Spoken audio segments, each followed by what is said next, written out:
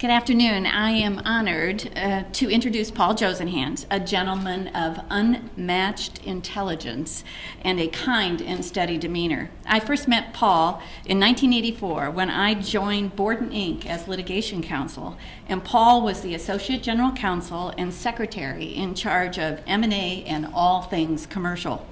To say that Paul was a busy guy is an understatement. During the 1980s and early 90s, Borden, through Paul as the leader, acquired more than 30 businesses.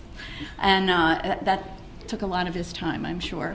Paul came to Borden in 1970 after graduating from Columbia Law School, serving as a Fulbright scholar in Germany, and a stint as a special assistant in the Commerce Department for domestic and international business.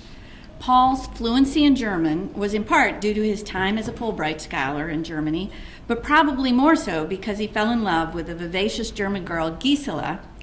Nothing like love to ensure learning the language, right, Paul? I have known Gisela almost as long as Paul, and you can definitely say she completes him. Shug, you think they'll say that about us someday? Paul and I both reported to the same hard-charging general counsel. Some of you remember him. I think you were also worked with him as well, right, Tom Hill?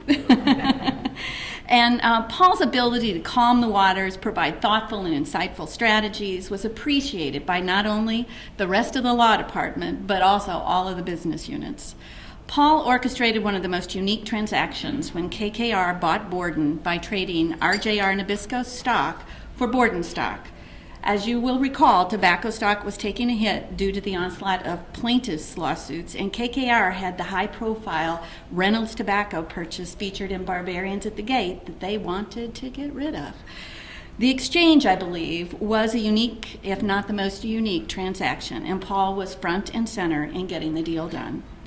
Paul retired from Borden after the KKR deal, but as the business sold itself off, and I was still there, over the next 5 to 7 years, I reeled him back in on several occasions to testify in contract disputes and serve as the historian of the Borden businesses.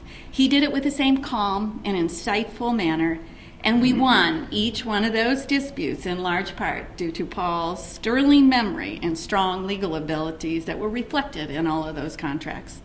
Paul's contributions to the law continued after retirement as a AAA arbitrator, mediator, and for the past 15 years as counselor for SCORE, that's the Service Corps of Retired Executives. Paul gave young lawyers his time and thoughtful counsel, me all those many years ago in particular, and he continues to give of his time and energy and intellect.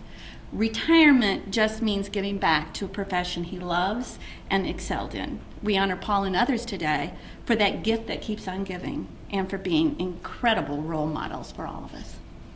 Congratulations.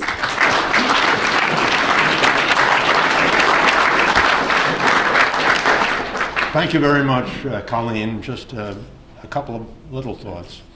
I think of Mark Antony talking to the Romans and saying, I come not to praise Caesar, but to bury him. Here we have presenters who come not to bury us, but to praise us, and that's a very nice feeling.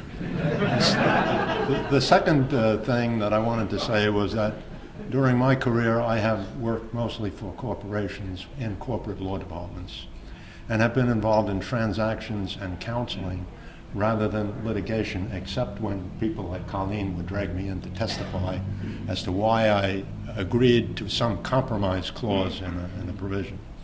So in my work, one of the pressures on corporate counsel is to reduce the fees that are paid to outside counsel. So that puts us in a kind of an opposition situation with a lot of the lawyers that we deal with. And Borden, of course, dealt with lawyers not only in Columbus, but throughout the country, in Chicago and other places, wherever litigation might arise. But I have to say, not to praise the Columbus bar excessively, but my relationships with the Columbus attorneys that I worked with over the years has been extraordinarily good.